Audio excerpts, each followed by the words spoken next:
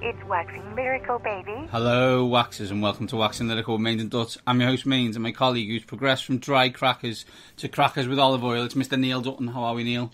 Olive oil spread, peasant. Olive oil spread. Yeah, I'm the peasant. I'm the one watching you eating watching you eating crackers. I'm the loser here. It's comforting to hear you embrace your role at last. Exactly. Dutton, interview heavy this week. Two big time guests for the Waxers this week. First of all, ATN hero and our hero, Mr. Christopher Wessling, and then we will dive over to BBC Sheffield reporter and Seahawks guru Rob Staton. Absolutely, good chance to speak with Wes. It has been far too long, and also it's basically a year to the day since we last spoke to Rob. So it's obviously this is his slot. Yeah, this is Rob's slot. We will talk obviously NFL with both. We will talk health with Christopher, and I'm sure Neil will speak to Rob about why the Sheffield Wednesday's kits are not striped anymore. Blue and white stripes. It is not a hard concept. It isn't, Neil, although at the moment the Premier League is trying to eviscerate all striped teams from its league, or those teams are trying to do that themselves. So maybe there's a method in the Wednesday madness. Balls to it.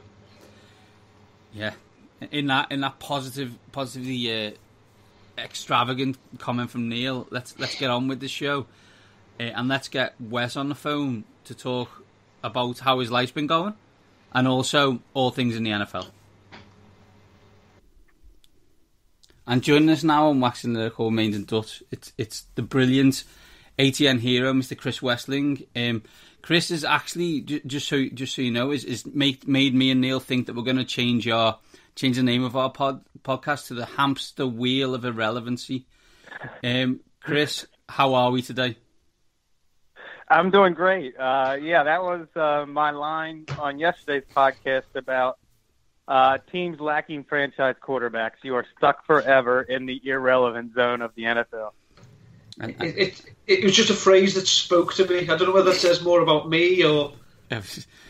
Say, Neil, what you get up to in your work life is none of our business. Well, yeah, it could be more of a statement on the human condition. That's true.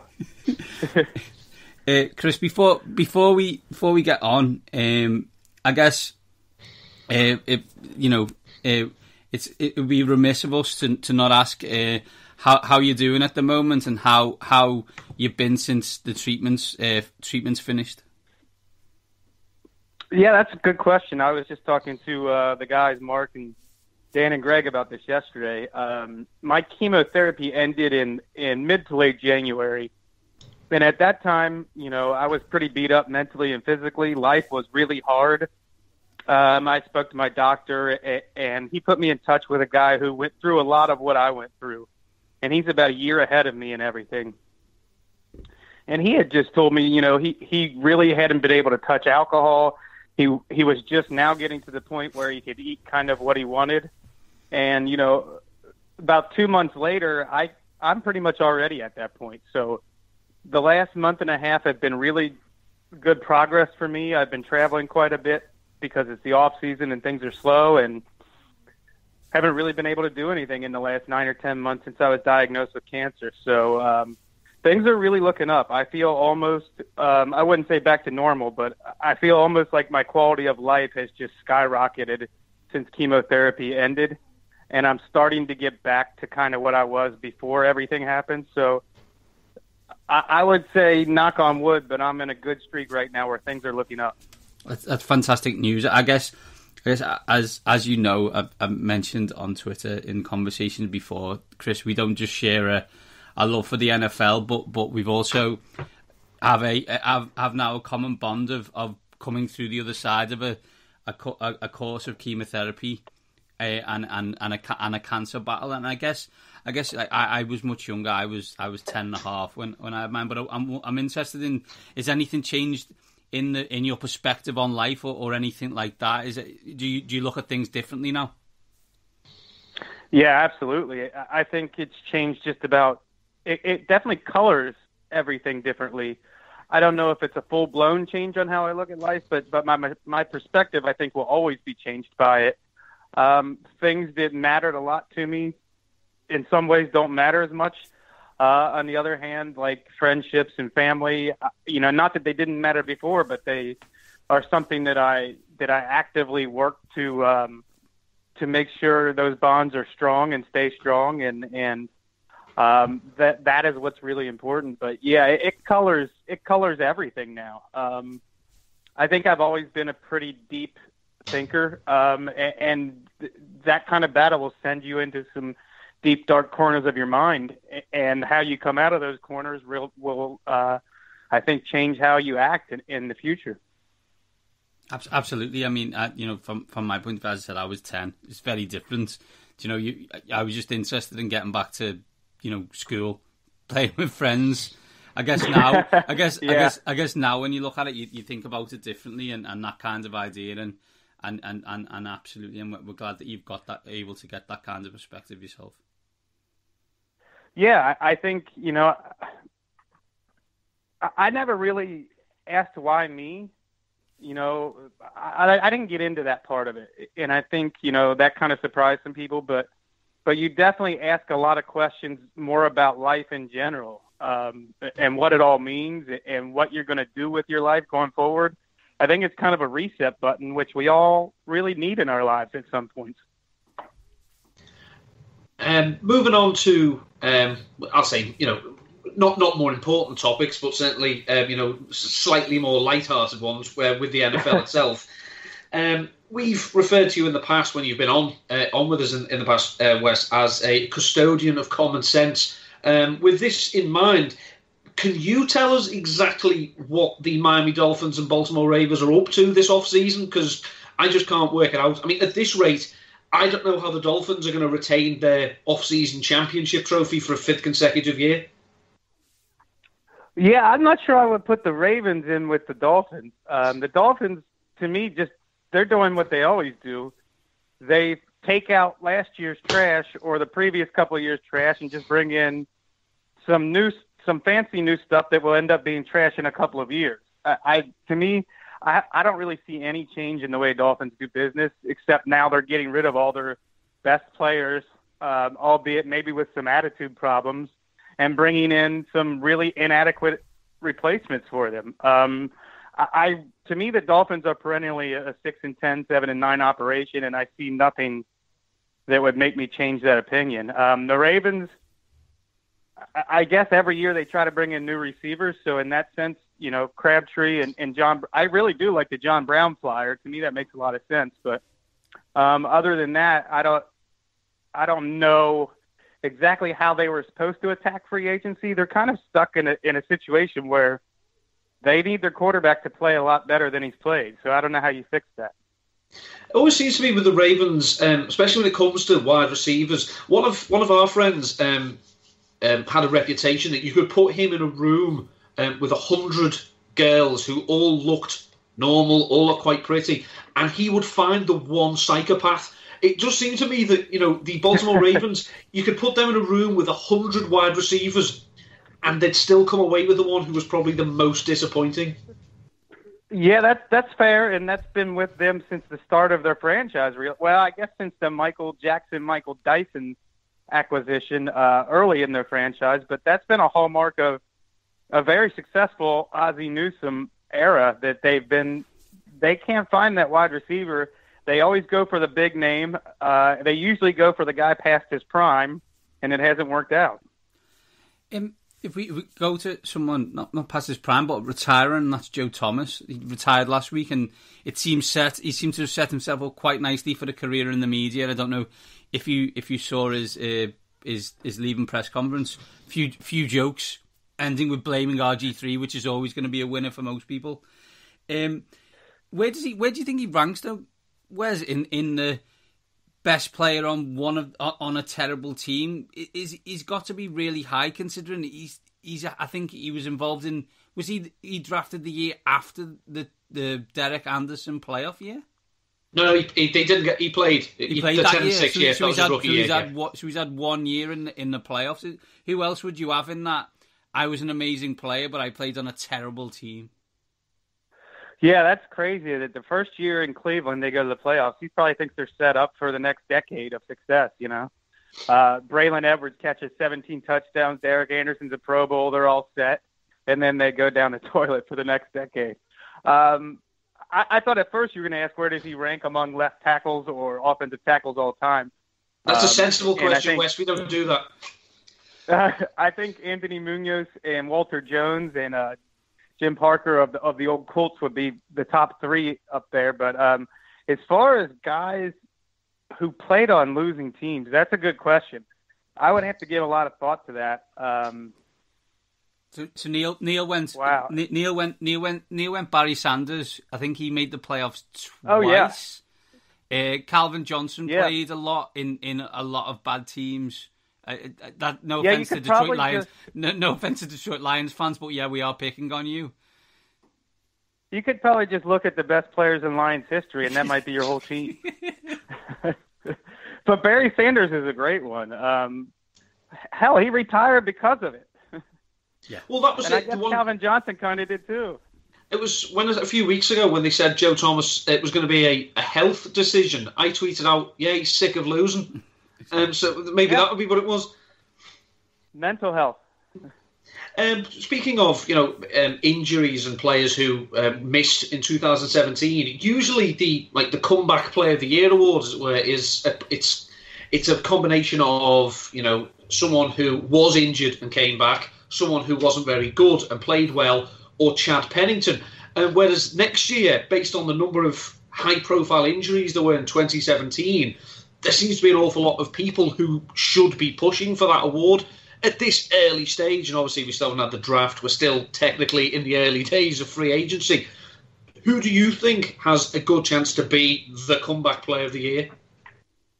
Yeah, that's a good question because that's the most nebulous qualifications for award.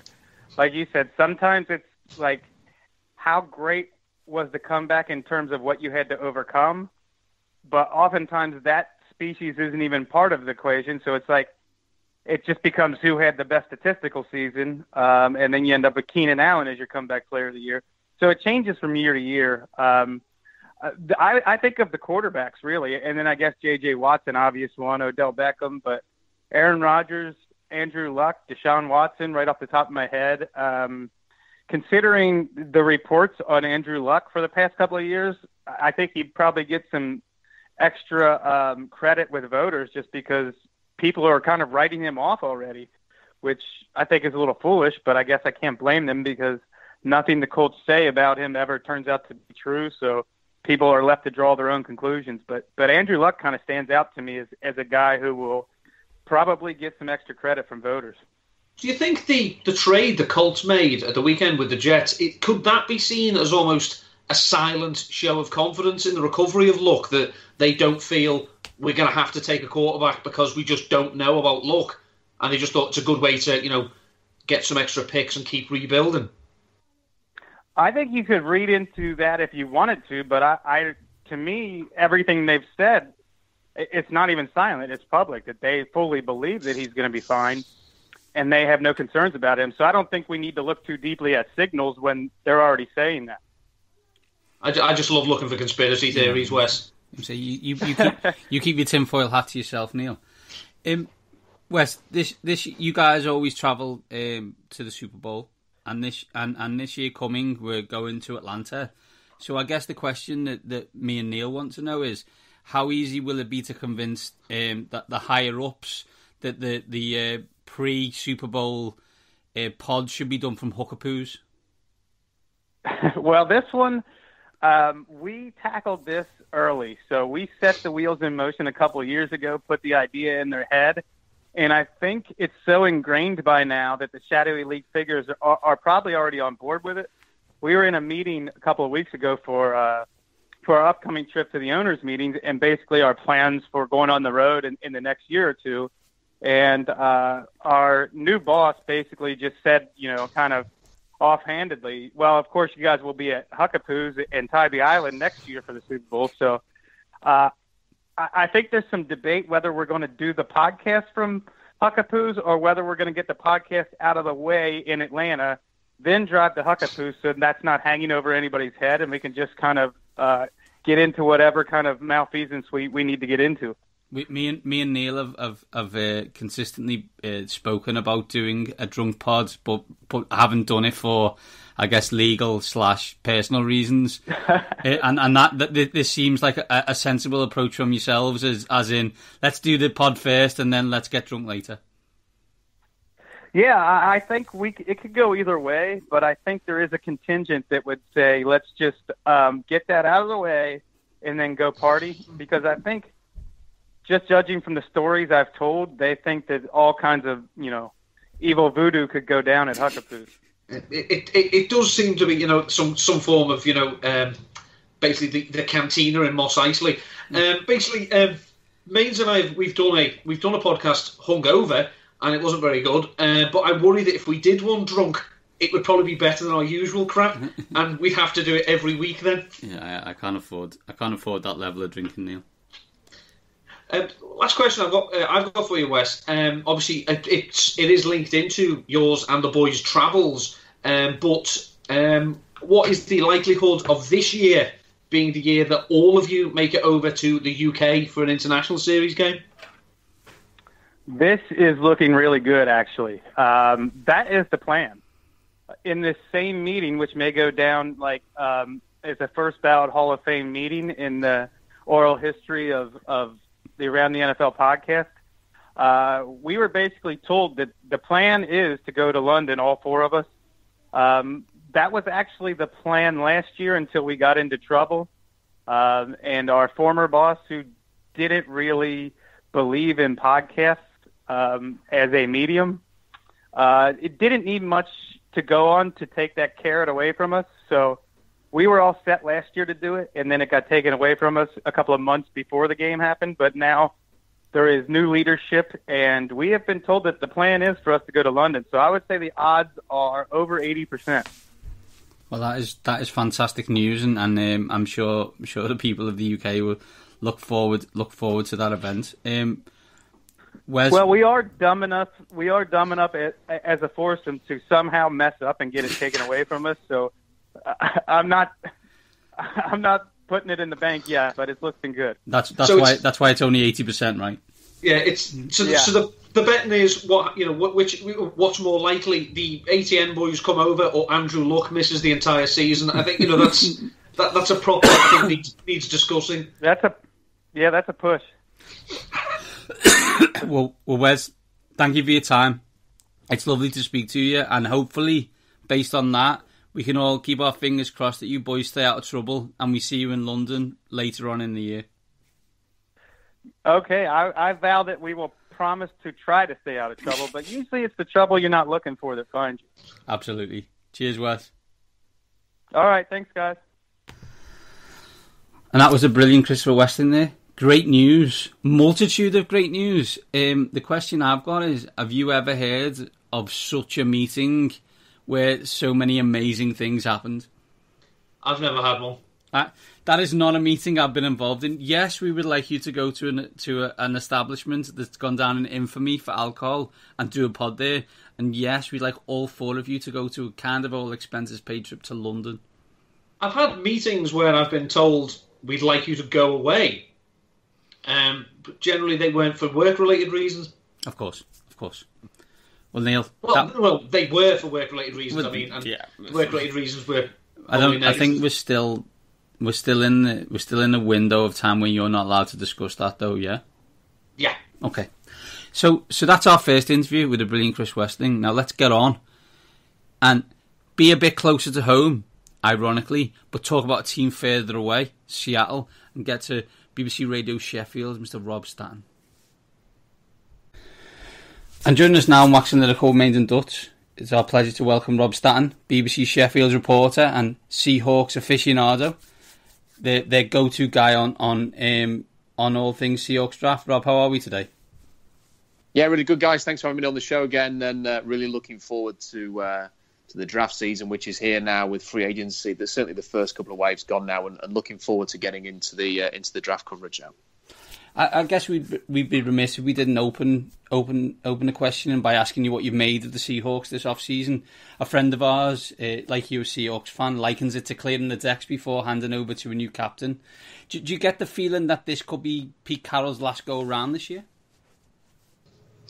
I don't think so. I think if that was going to be the case, they probably would have stuck with some of the older veterans. They probably would have kept Richard Sherman and Michael Bennett and players like that and really gone for it again in 2018. And they kind of did that in 2017. The reason that they traded for Sheldon Richardson, very aggressive trade, for essentially a one-year rental, and then trading for Dwayne Brown was to try and win a Super Bowl with an aging defensive core from which they're moving on now. So I think that the fact that it is going to be a much younger team, there's going to be a lot of competition in training camp, probably suggests that Pete Carroll, he might not see this as a 5, 6, 7 year plan, but I think certainly it's probably at least a 2 or 3 year plan, I would say.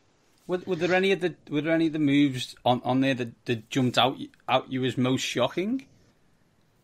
I think it was a bit shocking for all Seahawks fans a little bit, just because we're talking about legendary players. I mean, if you'd have said to Seahawks fans even 2 or 3 years ago that there would be a situation where they didn't even trade Richard Sherman, they just cut him and then traded Michael Bennett for what amounted to a 5th round pick, I think, in the end, and would just let the likes of Cliff Averill and Cam Chancellor retire in really disappointing circumstances with neck injuries, that people would just find that so bitterly disappointing. There's been quite an emotional response to what's happened among Seahawks fans that are seeing the end of an era here. But I can't say that anything was particularly shocking personally. Mike Silver from the NFL Network wrote an article after the Seahawks got hammered by the Rams 42-7 spelling it out essentially, saying that they would move on without Richard Sherman at the end of the season, that Chancellor and Averill would probably have to retire, that Michael Bennett was probably going to get traded, and that Earl Thomas might be going as well. So he basically forecast everything that was going to happen. So we were kind of prepared for it. It strikes me that the Seahawks are one of the now many teams who seem to have been Howie Roseman, because was it last year the Eagles and the Seahawks traded 5th and 7th round picks in exchange for Matt Tobin, and then this year those same picks have been traded again in exchange for Marcus Johnson and Michael Bennett. So obviously we don't know how much Bennett's got left in the tank, but just looking at this from the 30,000 foot view, I think the Eagles may have won. Yeah, it seems that way, and they wouldn't be the first one to come off the wrong end of a trade with Howie Roseman. It's a bit of a shame, really, because when John Schneider came into Seattle with Pete Carroll, the first thing they did in the first year was pull off some amazing, I suppose you could call them Roseman-esque trades. They brought in a guy called Chris Clemens from Philadelphia, funnily enough, I think it was, and he ended up being a 10-12 sack guy for them for 3 or 4 years and was their best pass rusher, and they got him for essentially a bag of footballs.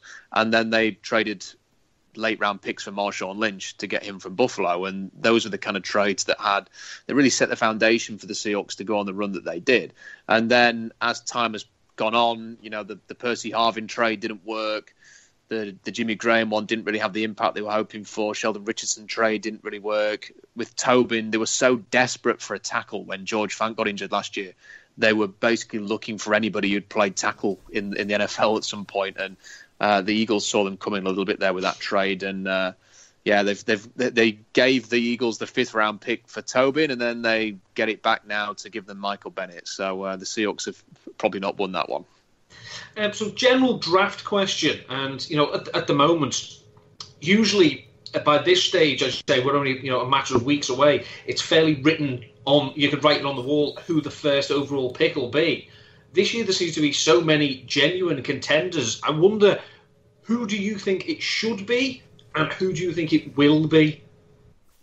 That's a really difficult question because I don't think any of the quarterbacks have separated. They're having the pro days at the moment. Sam Darnold's just had his, actually, as we're speaking today. And there's been some mixed reviews there. And people seem to think that Josh Rosen had a slightly better performance. Listen, you can make a case for Josh Allen because of the physical skills that he's got and the potential. You can make a case for Sam Darnold because of the creativity that he brings and the upside potential there. Rosen's the more polished player. Saquon Barkley is the best player in the draft. I think personally, because of Cleveland's situation, they probably have to take a quarterback with the first overall pick. For too long, they've taken other players with the first pick. They've had a second first-round pick, and then they've tried to get a quarterback there, and they've settled for whatever was left, whether it was a Brandon Weeden or a Johnny Manziel or players like that. They really need to sort of pick one of these guys, and it is a decent crop. There are 4 or 5 quarterbacks in this draft that you can really believe in could become franchise quarterbacks. They need to identify who their guy is, and they need to take them with the first overall pick. I wouldn't complain at them at all if they took Saquon Barkley instead, because he's such a fantastic player. But I think that he possibly could land with them at number 4 anyway, so they could get the quarterback they want and Saquon Barkley, which would be a huge success for Cleveland. I think it's going to be either Darnold first overall, or it's going to be Josh Allen. If we move specifically onto the Seahawks draft, Rob, at the moment, I know if you took all the moves, there seems to be a plethora of needs. Is this an indictment of previous drafts and how it's gone in the last few years?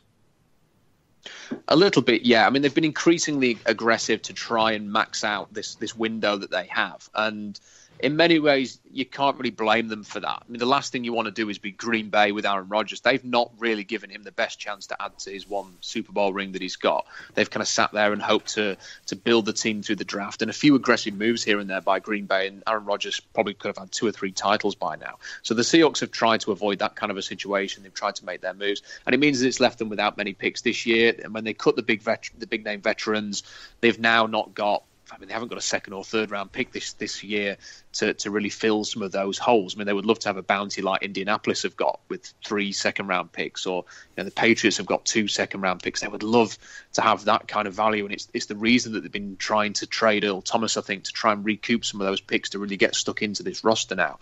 But they do have some big needs there.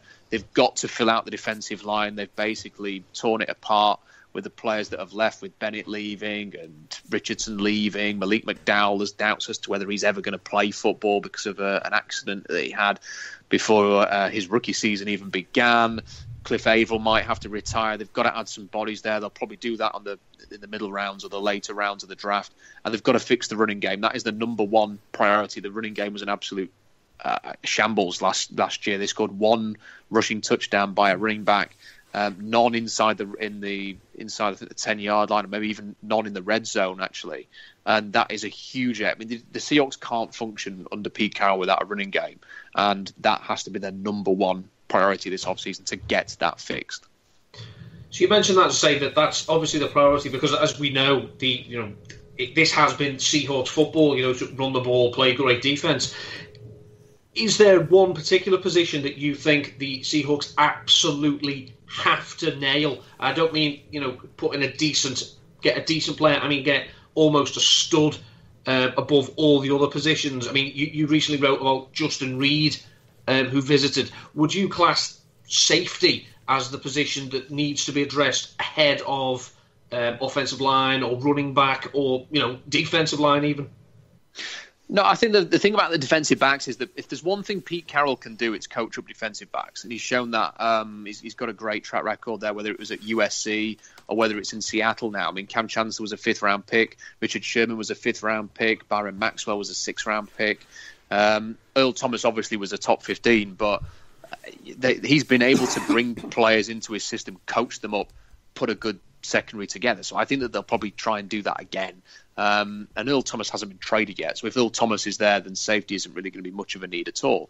The biggest, it's hard to say that there's one position more than any other that is the biggest need. I mean, they really do need a reliable, trustworthy running back who is actually good. I mean, they've just, last year, Eddie Lacy and Thomas Rawls and CJ Prosise can't stay healthy. The options just aren't there. Now, they had a guy called Chris Carson who looked really good in I think it was the 4 games that he played, but then he broke his leg and he's had some injury issues in college as well. So there's a question mark as to whether or not he's going to be able to play 16 games a year and be the kind of guy that they need. So running back's a big need. I mean, running back is it's a position that a lot of fans don't really value that highly, and you hear quite often at this time of year, don't take a running back early.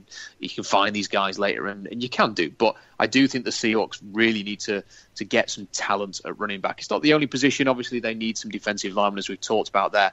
They really need to find a left guard as well, who they can can plug somebody in there, and there are going to be some options in this draft. I mean, in particular, Isaiah Wynn at Georgia is going to kick inside, Austin Corbett at Nevada, Will Hernandez. There's some really good left guard prospects there. If they could get one of those, get a really good running back as well, then they'll feel like they're in a pretty good position there to really fix this running game. When you say, that there are people, this time of year shouting that, don't take a running back early, don't take a running back high, you mean me. Obviously, one player you mentioned there, obviously just, putting in, CJ Prosise must be so frustrating as a Seahawks fan because he is, virtually what you want from a modern, NFL running back. He probably can't carry it 25 times, but no one does anymore. He's, a former wide receiver. Obviously, he's great in the passing game, but he just can't stay on the field.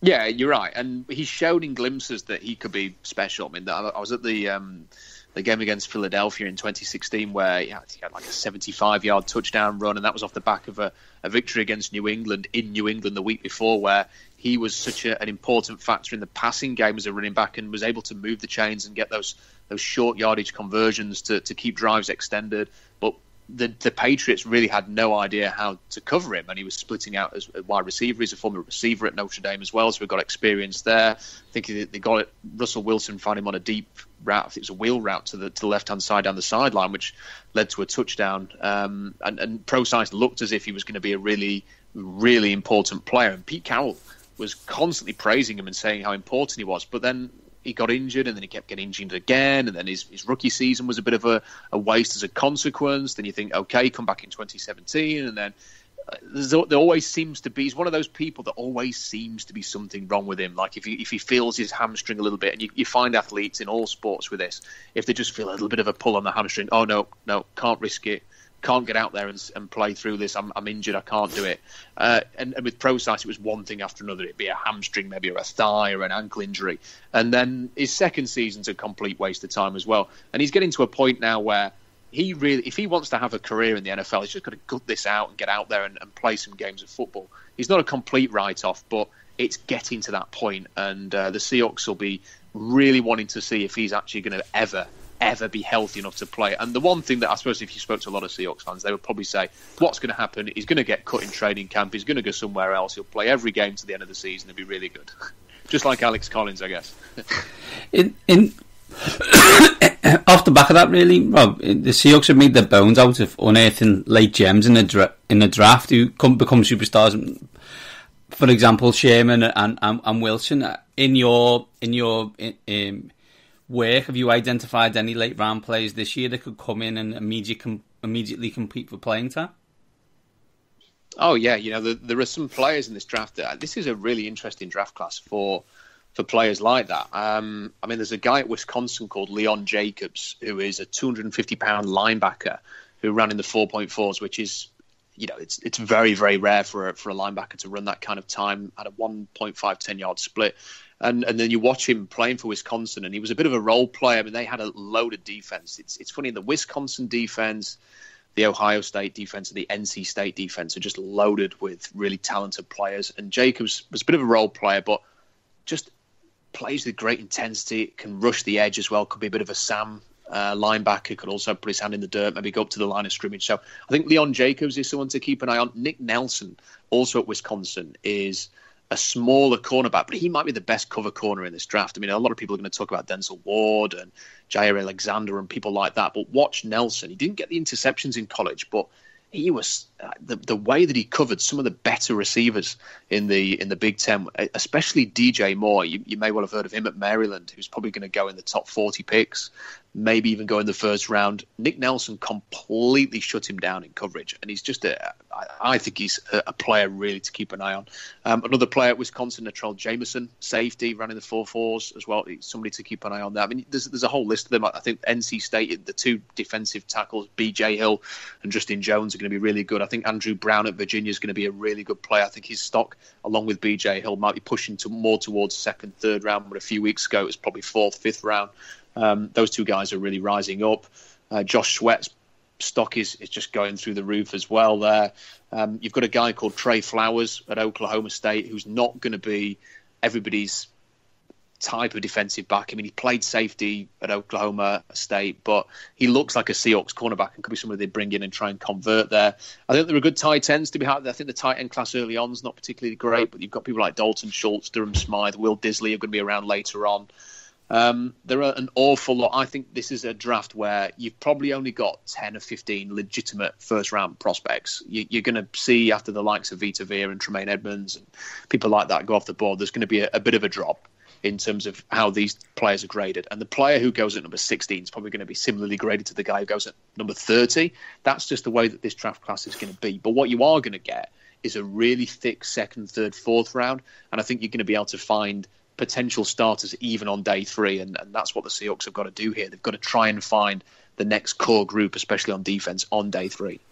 You mentioned tight end, Rob. Just obviously that's one area that the Seahawks are going to look an awful lot different next year. You know, Jimmy Graham's gone, Luke Wilson's now gone. Is that an area that they're going to go very high and early on, do you think? Or, you know, they do obviously still have Nick Vannett. He's hardly played, though, obviously, since he came. But do you think that maybe they're going to look at maybe someone like Ian Thomas, I think, is quite an intriguing prospect because he doesn't exactly have the raw numbers in terms of a receiver, but from an athletic point of view, he is, you know, he's an absolute freak and does tend to fit, from my opinion, does look like the type of player that the Seahawks would go for. Yeah, I like Thomas. You see, I mean, he's raw. He's not got that much experience and playing time, but he's the kind of guy that you bring in and you try and develop him a little bit there. I mean, he could be an option for the Seahawks in the middle rounds. I think he's probably going to go in the third, fourth round kind of range. That could be an area where they look to add a tight end for sure. I don't think they're going to look at the Mike Gesicki types, you know, who are just going to go too early. I think Hayden Hurst will probably go too early as well. I do think that the offense is changing a little bit here, and they maybe looked at Jimmy Graham and said, let's get this guy in, you know, this really dynamic tight end, pass catching tight end, be a red zone threat. I think with the way that it's going to be a bit more Air Coryell going forward and the way that they're going to maybe use blocking tight ends a little bit more, they're probably going to look for somebody who can do that. I mean, I mentioned that 3 of the guys there. Dalton Schultz is a really good run blocking tight end, and Ed Dixon, who they've signed, is a good pass blocking tight end. Schultz, if anybody watched Bryce Love at Stanford with any kind of detail before he chose to return to Stanford for next year, a lot of his runs were sprung because Dalton Schultz, the tight end, made the key block to spring him off the edge, and he could just bounce outside and he was off and away. Big chunk yards. So Dalton Schultz is somebody that I think they could bring in maybe as a run blocking tight end who has got that potential to be Zach Miller, who was such a good tight end for them a few years ago. Durham Smythe is a very, very similar player at Notre Dame. And Will Disley at Washington, just a really physical blocker. And, you know, I could see them going for a Thomas type, who's maybe that more of an athlete. They drafted a guy called Anthony McCoy in 2010, who was a very similar type of prospect to Ian Thomas. He was a 6th-round pick rather than maybe someone in the middle round, so that might be a bit of a difference there, and that might put them off a little bit going tight end that early. But I do think that at some point they are going to draft a tight end. And I think my money on it, Thomas is a possibility, but I think my money would be on probably Schultz, Smythe, or Disley for that kind of role. They don't really, I think, having, you know, moved on from Jimmy Graham, from just what I've seen, just getting Mike Gesicki would essentially just be getting Jimmy Graham 2.0 because cannot or will not block. It's basically like saying to me, you can just eat a salad or eat nothing. Well, I'll eat nothing then. You know, He just is not built for it and doesn't want to do it. Yeah, and do you know what? He had a great combine, but he's really stiff. And it's something you've got to remember here, that a guy can jump really high in the vertical and in the broad, and he can run a decent 40 time in a straight line. But one thing you notice with Mike Gesicki is that if you put him up against a linebacker, that speed doesn't always translate. There's a reason why it was a bit of a surprise that he had the combine that he did, because he is quite a stiff athlete. And if he's not going to win in coverage over short distances, and that's kind of what you need him to do, whether it's in the red zone, or whether it's going to be running the seamer over the middle. And he to me is essentially just a big target, a bit exactly like Jimmy Graham, who you're just going to box out people and try and win in the red zone. I don't think he's not going to be Gronk or anybody like that. He's going to be somebody that you hope will get you 8 touchdowns in the red zone during the course of a season. And yet, you know what? They tried to turn Jimmy Graham into the complete tight end. It didn't work. I don't think we need to see them try and make Mike Gesicki the complete tight end, because that probably won't work either. If we move on to look at the 2018 season, you know, there's the resurgence of the Rams, and based on what me and Neil are reading, that the 49ers already being crowned Super Bowl champions with Jimmy Garoppolo being named MVP. Cardinals in a similar position to the Seahawks. What does success, do you think, look like for Seattle this year? I think a successful year would be being competitive, and that is more achievable than I think people realise. The thing about the Cardinals is that they do not have a quarterback option. If they're hoping that Sam Bradford or Mike Glennon is going to be the solution there, or finding a rookie somewhere in the draft is going to provide them the kind of excitement that the Seahawks are going to have with Russell Wilson, then I think those two teams are in a different situation here, because the Seahawks have Russell Wilson, and currently they still have Earl Thomas in the defense, they still have Bobby Wagner, they still have Doug Baldwin, Dwayne Brown. I would imagine he's going to have a good year at left tackle, which is going to solve a major issue for this team. And I think they're going to get a running game going again. And if they do that, then they can be competitive. And if you actually run through San Francisco's roster, it is full of holes. And yet Garoppolo's he looks the part. He looks like he's going to be a franchise quarterback. Is Jarrett McKinnon going to be the solution at running back? Are they going to have a very consistent running game as a consequence of that move?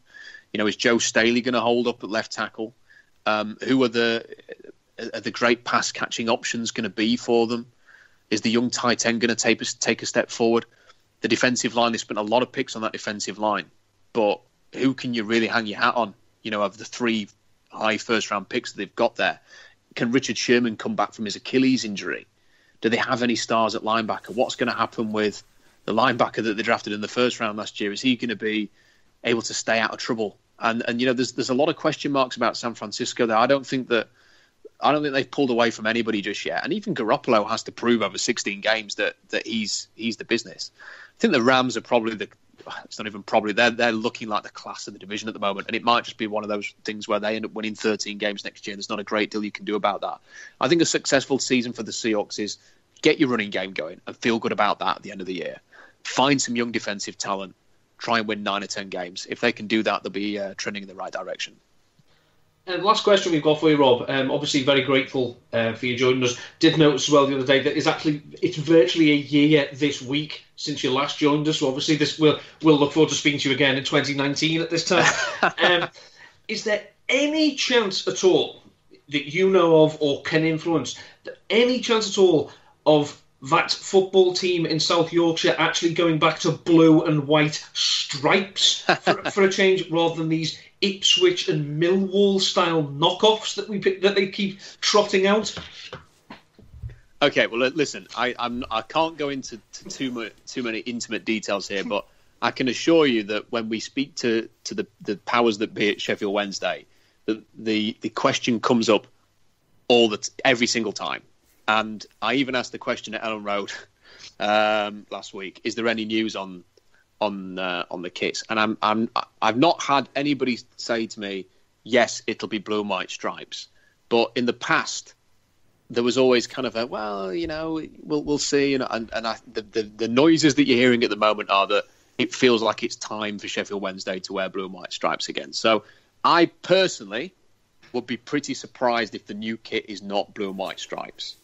And I know that within the local media, that message has been put across that a blue and white striped shirt might be quite popular, to put it mildly. So I think there's a pretty decent chance that Wednesday will be in blue and white stripes. But if it doesn't happen, don't send me angry tweets, because I don't make the decision. That's just the kind of the vibe that I'm getting right now. I sometimes wonder how this becomes difficult. Like it's like the Leeds badge debacle. God. Do you know, Sheffield Wednesday wear blue and white stripes. They've worn blue and white stripes since, they were Sheffield Wednesday. Why does someone think, oh, let's get them just in all blue with some kind of pinstripe? Like, there's marketing people who are making thousands of pounds a day who should just be immediately sacked.